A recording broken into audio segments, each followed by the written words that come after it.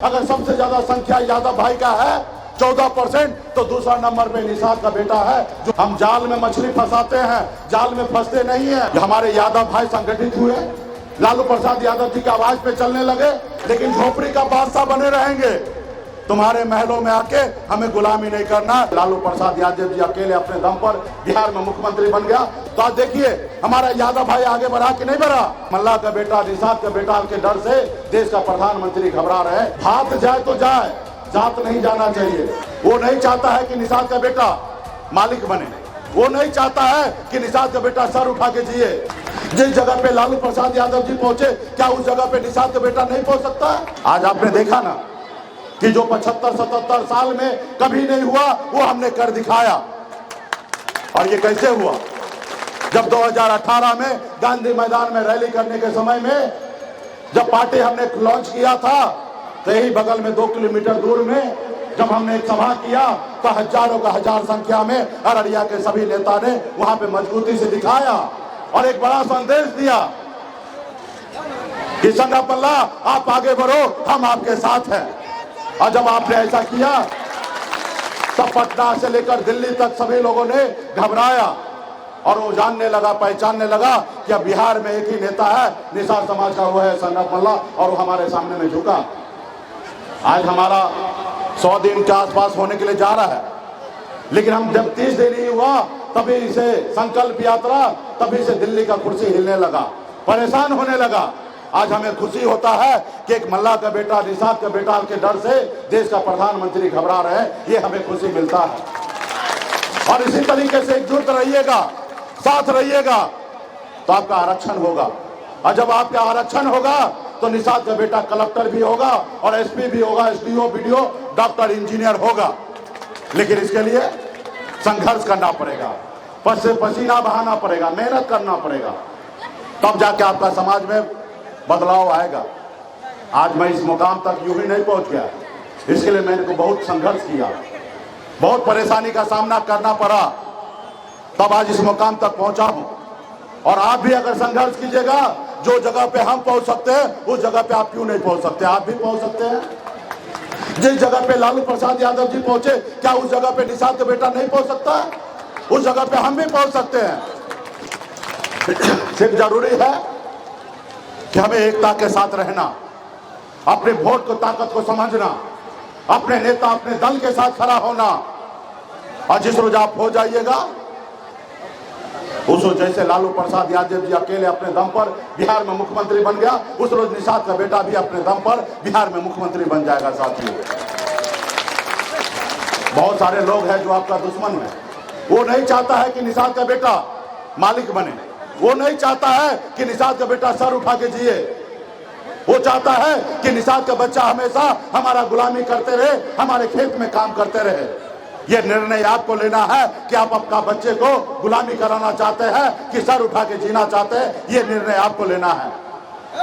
अगर सर उठा के जीना चाहते हैं, तो इसके लिए आपको संघर्ष करना पड़ेगा, लड़ाई लड़ना पड़ेगा, तब जाके बदलाव होगा। तो इसलिए साथियों, हम संकल्प यात्रा के तहत निकले हैं, और संकल्प यात्रा में आपको संकल्प लेना पड़ेगा कि हम हर हाल में एक रोटी कम खाएंगे, लेकिन अपने बच्चे को पढ़ाएंगे, लिखाएंगे। ऐसा संकल्प लेना पड़ेगा। आपको संकल्प लेना पड़ेगा कि कुछ भी हो जाए, हम अपने नेता, अपने पार्टी, अपने दल के साथ रहेंगे, हम किसी के साथ नहीं रहेंगे। ऐसा संकल्प लेना पड़ेगा। अभी 2024 का चुनाव है। एक तरफ मोदी जी को प्रधानमंत्री बनना है, एक तरफ राहुल गांधी जी को प्रधानमंत्री बनना है। ना ही आपको बनना, ना ही हमको बनना है। हमें तो आरक्षण चाहिए। जो हमारी सुनेगा, हम उनकी सुनेंगे। जो हमारी नहीं सुनेगा, हम उनकी नहीं सुनेंगे। जो हमारे बच्चे का फिक्र करेगा, हम उनका फिक्र करेंगे। जो हमारे बच्चे का फिक्र नहीं करेगा, हम उनका फिक्र नहीं करेंगे। हमने एक नारा दिया है, आरक्षण नहीं तो गठबंधन नहीं, और गठबंधन नहीं तो वोट नहीं, और वोट नहीं तो दिल्ली का सरकार नहीं। इस नारा पे आपको कायम होना पड़ेगा। तो इसलिए साथियों, जो समाज संगठित हुआ है, वो समाज देखिए ना कितना आगे निकल गया।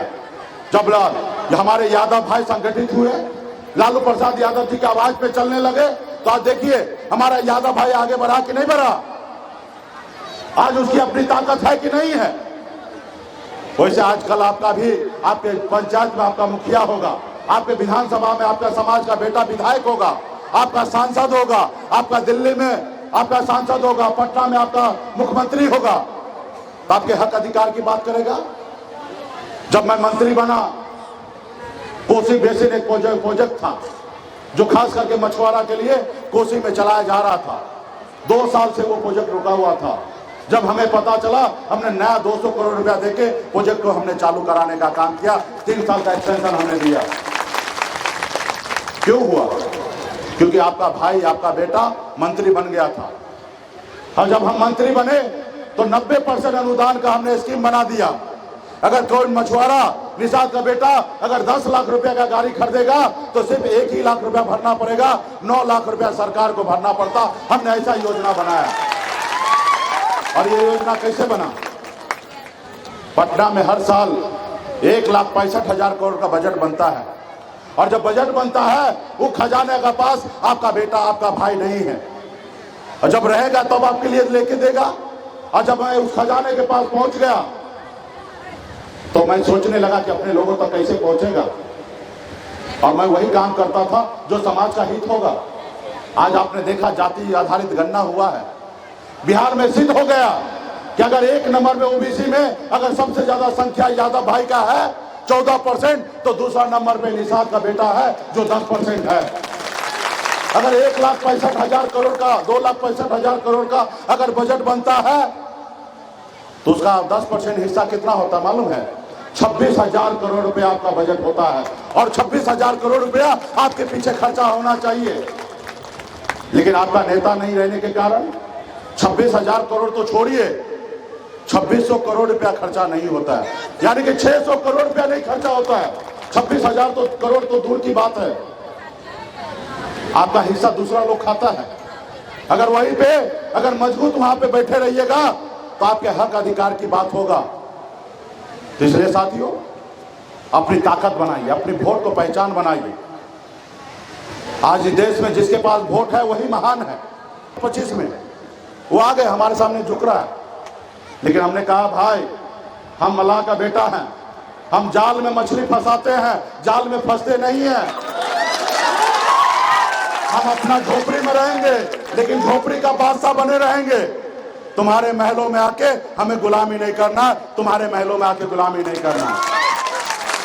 ये चाहता है कि मुकेश सहनी का बड़ा नाम फेम हो गया, इनको बुला लेते हैं, मुख्यमंत्री बना देते हैं, और जो कहेंगे वो सुनेगा, और जब नहीं सुनेगा तो इसको हटा देंगे। तो एक तरफ से जात भी गया, एक तरफ से भात भी गया। तो भाई भात जाए तो जाए, जात नहीं जाना चाहिए। जात है तो भात मिल जाएगा। वो सोच रहा है कि पहले जैसा बुड़बक निषाद बोलते नेता हुआ करता था, अपना फायदा के लिए जिधर बोलता था उधर पहुंच जाता था, वही आज भी सोच रहा है। उनको ये नहीं मालूम है कि हम बिहार से मछली मारते मारते बम्बई जैसे शहर जाके आ गए।